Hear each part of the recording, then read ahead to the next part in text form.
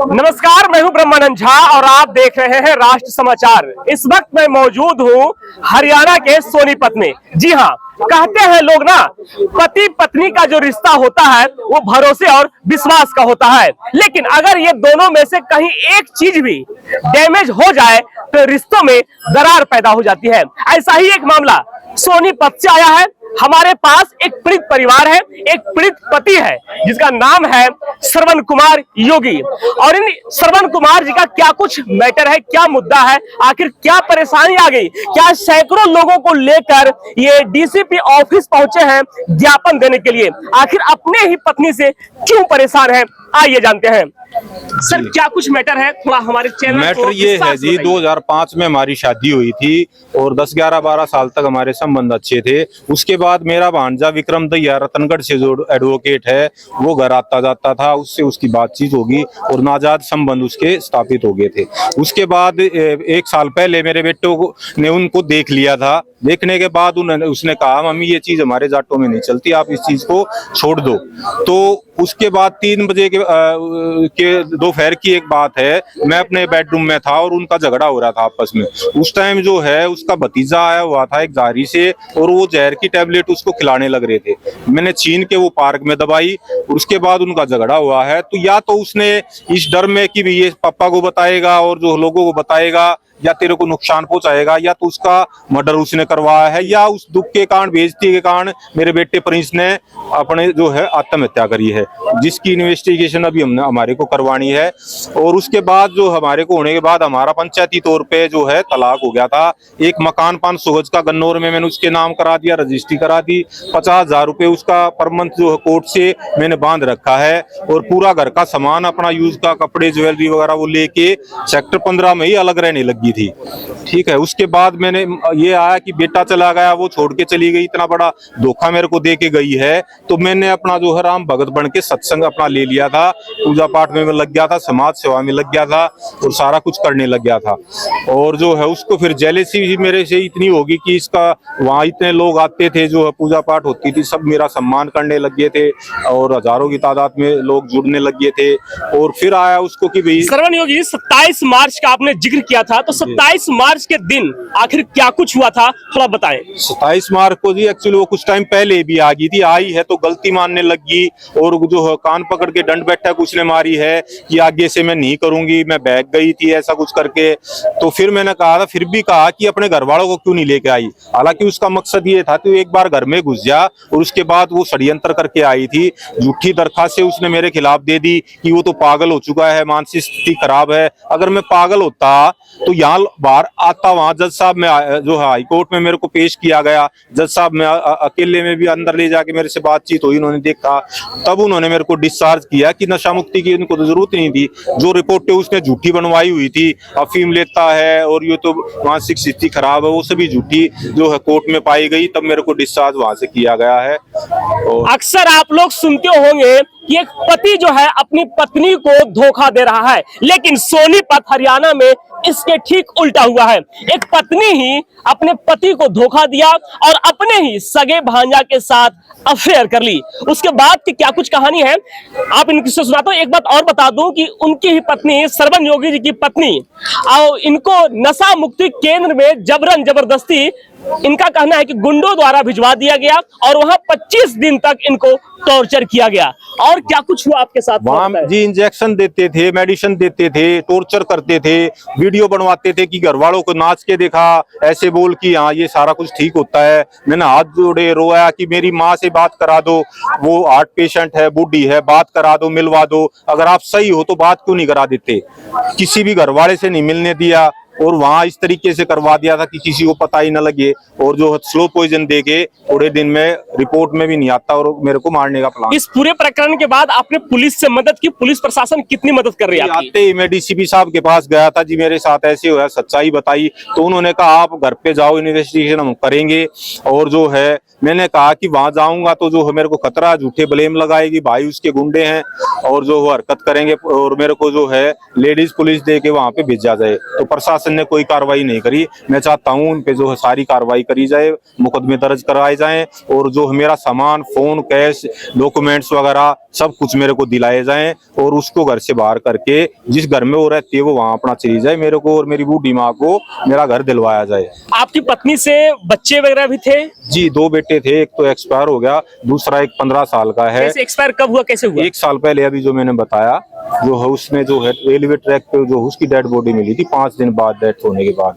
तो उस death body आप कह रहे डेथ हो गई थी, तो उनका भी कोई एफआईआर वगैरह हुआ? तो कोई कार्रवाई पुलिस से? उस टाइम उसने बताया कि अपने मेरे को उस टाइम भी मिसगाइड करती गई कि भाई अपने दोस्त के घर गया है, 1-2 दिन में आ जाएगा। तो मैंने जाके गुमशुदगी की भाई गायब है तो वो दर्ज करवा दी थी। अभी तक आपको क्या लग रहा है, पुलिस प्रशासन आपकी मदद कर रही है या नहीं कर रही है? पुलिस ऊपर से तो डीसीपी साहब ने हालांकि कहा था, हम बालन जी से, कमिश्नर साहब से भी मेरे घर वाले मिले हैं, उस टाइम तो उन्होंने कहा था कि तुरंत एफआईआर दर्ज करो और जो है उसको श्रवण को भी पुलिस पेश करेगी। तो नीचे जाके एक देवेंद्र दैया हैं जो वहां अपना जो है वो पैसे लेके या कैसे क्या सेटिंग हो जाती है, वो अपना ऊपर जाके वो मिसगाइड कर देता है और सारा खेल जो है उसमें भी इसका काफी कुछ रोल रहा है। हालांकि उसकी एक रिकॉर्डिंग भी है जो मैंने खुद सुनी थी। उसने मेरी घरवाली को कह रखा है तू घर में घुस जा, मैं तेरे साथ हूँ। मैंने पूरा जो है सेक्टर 27 में सभी को सेट कर लिया है।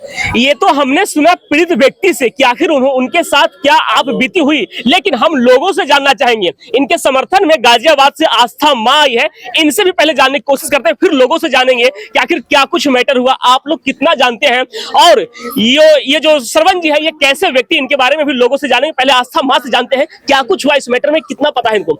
मैम, सबसे पहले तो आपको स्वागत राष्ट्र समाचार में। क्या कुछ कहना चाहेंगे, क्या लगता है श्रवण योगी जी के साथ जो हुआ वो क्या हुआ, ठीक हुआ या गलत हुआ, क्या आपको बताएं? देखिए, सभी को पहला मेरा हर हर महादेव, जय श्री राम। जो योगी भैया के साथ हुआ, आप लोग देखो, एक ना इंसान का बॉडी लैंग्वेज, फेस बताता है कि आप कितने तेज हो, कितने भोले हो। और आपने देखा ही है कि वो इंसान वो है जिसने एक महिला को डिवोर्स देने के बाद उसको जेल हुई, जेल से फिर उसको रिहा भी करवा दिया। एक इंसानियत उसके अंदर, उस इंसान के अंदर इंसानियत है। उसके बावजूद उसके अंदर ऐसा क्या आया, किसके बहकावे में वो आई, उसके दिमाग में मतलब संपत्ति को लेकर ऐसी क्या चीजें आई कि उसने दोबारा से इनके ऊपर इतने बड़े आरोप लगाए। और सबसे बड़ी बात कि उसने वो जो उठवा दिया ये नशा मुक्ति केंद्र। मैं तो कहती हूँ नशा मुक्ति केंद्र वालों पर तुरंत की तुरंत एफआईआर होनी चाहिए। वो किस तरह से इनको उठाकर लेकर जा सकते हैं और इनको नशा दोबारा दे सकते हैं, जबकि वो नशा करता ही नहीं है। 3 महीने से उनका मौन व्रत था। मतलब ये महिला ने अपना बच्चा भी इसी वजह से, अपनी गंदगी वजह से अपना बच्चा खोया, जो भाई साहब के बताने के हिसाब से। तो मैं चाहती हूँ कि ऐसी महिला पर कड़ी से कड़ी कार्रवाई हो। मतलब महिला आयोग बना देते हो, बेटी बचाओ बेटी पढ़ाओ, महिलाओं के लिए हर जगह महिलाओं के लिए आप सुनवाई करते हो। तो क्या पुरुष, अगर पुरुष है तो महिला है, अगर पुरुष नहीं तो महिला कहाँ से आएगी? तो मैं कहना चाहती हूँ कि आखिर पुरुषों की क्यों नहीं सुनी जाती। मतलब मैं कहती हूँ कि अगर अच्छे पुरुष नहीं होते ना तो अच्छी महिलाएं भी नहीं होती। मैं ये नहीं कहती कि सब पुरुष अच्छे होते हैं कई निकम्मे भी होते हैं, मारपीट भी करते हैं, दहेज के लिए भी पीड़ित करते हैं, पर इसका मतलब ये नहीं है कि सारे पुरुष एक जैसे होते हैं। तो आज जो इनकी हालत है भाई, मुझे बहुत बुरा लग रहा है, मैं सही बता रही हूँ। आज इनकी जो ये एफआईआर करवाने आया है, इनको अपने घर का कब्जा मिलना चाहिए। घर में जो ये बता रहे संपत्ति, जो पैसा पड़ा था वो मिलना चाहिए और घर से बाहर निकाल के उसको फेंकना चाहिए। हम एफआईआर करवाने यहाँ पर आए हैं और एफआईआर करवा के जाएंगे। मतलब एक शरीफ बंदे को आप कितनी देर, पंचायत में आपने तलाक ले लिया, जब तलाक हो गया 50,000 रुपया महीना आपको जाने लग गया, तो फिर ऐसी कौन सी चुल तुम्हारे मच गई है ना, ऐसा कौन सा लालच मच गया कि तुमने आकर फिर वो ही काम किया जो तुम्हें नहीं करना चाहिए था। तो मैं तो कहती ऐसी महिलाओं को चौक में खड़ा करके और पूरे भारत की महिला को कहो कि एक एक चांटा बजाए, सारी महिलाओं को ऐसा चांटे पड़ने। आस्था माँ जो एक महिला है और महिला के खिलाफ अगर खड़ी हो रही है तो जरूर कोई ना कोई बात होगा। लोगों से जानते हैं कि योगी राज कैसे व्यक्ति हैं और श्रवण जी कैसे व्यक्ति हैं और इनकी पत्नी के साथ क्या कुछ चल रहा था, लोग जानते हैं या नहीं? ये पायल जी हिंद से क्या नाम करेंगे है आपका? आश्रम में। मेरा नाम पायल गुप्ता है और मैं सोशल एक्टिविटिस्ट हूँ, प्रोफेशनल एंकर हूँ और काफी सारी कंपनीज की मैनेजमेंट संभालती हूँ। देखिए, जो आपका सवाल था कि आपने कहा किस तरह के व्यक्ति हैं, अगर मैं अपनी पर्सनल बात करूँ, जब से मैं इनसे जुड़ी हूँ, मुझे इनके अंदर क्योंकि एक संदेह की दृष्टि से देखती है एक महिला खासकर कि जिसके पास वो काम कर रही है वो सुरक्षित है या नहीं है, तो मुझे ऐसा लगा कि एक ऐसा एटमॉस्फेयर मैंने कहीं नहीं देखा था जहाँ पे सिर्फ राम नाम का गुणगान हो, औरतों को इज्जत दी जाए, प्यार से उनकी समस्याओं को सुना जाए, समझा जाए, जिसकी वजह से मैंने इनके इवेंट्स के लिए काम किया और मेरा एक्सपीरियंस बहुत अच्छा था क्योंकि जितने लोग इनके माध्यम से मेरे साथ जुड़े, काफी सारे मीडिया पत्रकार थे, काफी सारी महिलाएं थी जिन्होंने इनको मुझे भी आश्वस्त किया कि आप साथ में काम कर सकते हैं। और अगर मैं इनकी जो वाइफ है उनके बारे में बात करूं तो वो भी मेरी पहले से नॉन थे।